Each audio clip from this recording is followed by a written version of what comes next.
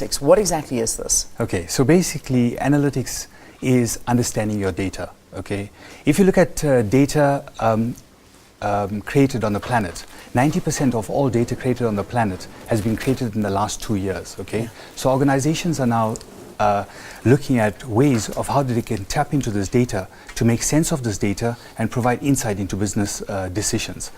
If you look at companies and leaders of businesses, over the years, they've used gut feel and business experience to make decisions, okay?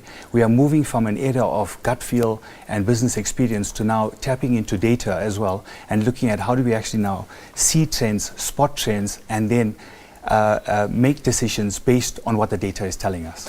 So what is the difference between, let's say, analytics and basic technology, I mean the advancement of technology? 100%. So we have seen over the years companies using forms of analytics, okay, where it's reporting, okay, looking at your data, looking at what has happened in the past, okay, and giving you insight into what has occurred.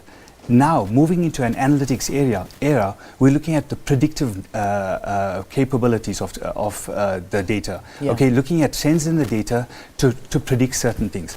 Let me give you an example in regard to that. If you look at a telecommunications provider, you know, in the economic situation we are currently in, customer loyalty is not too big right now, okay? I mean, consumers are moving to whoever is offering them absolutely. The best deal. The best deal. That's where we're moving to. Now, these telecom providers, they need to understand which customer is going to churn and when, and what's those reasons for those churns, okay? So predicting the churn, okay, looking at that and then coming back to you before you notify them of your cancellation to let you know what's the next best offer. So that's the predictive nature of analytics. Let's talk about what some critics say, because they say that the impact of analytics is overrated and it can't really compare to talent and innovation. You know, what are the responses to that? So I think, I mean, you know, it goes back to trusting your data as well, okay? And I think a lot of that talks to the quality of the data that organizations have. Organizations have been grappling to actually clean up their data and ensure that the data repositories that they have make sense, because it's a situation of if there's garbage coming in, then the outputs would be garbage as well, and then executives do not trust that data. But at the end of the day, with the technologies and the way we've been able to now evolve the technology, I mean, this data cleansing is something that's not a arduous process any longer. Yeah. South African companies, are they taking to analytics? Is it also working well within our business sphere? Absolutely, and I think with the survey, one of the things that the survey has actually shown that analytics, over 90% of the companies locally have taken to analytics, okay? They have embarked on analytics and already implemented some sort of analytics.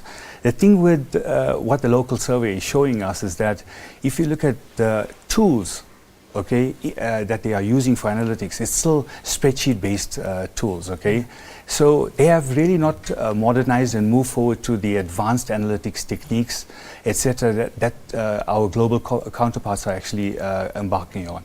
So the survey is being released today. Can people visit your website? Will it be on the website? It will absolutely be on the website. I mean, we will be making the survey available online on the website this afternoon. Excellent. Okay. And that's www.sas.com.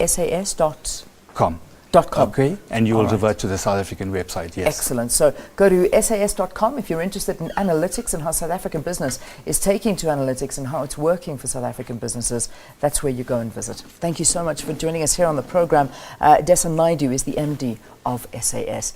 Let's take a look at your market index.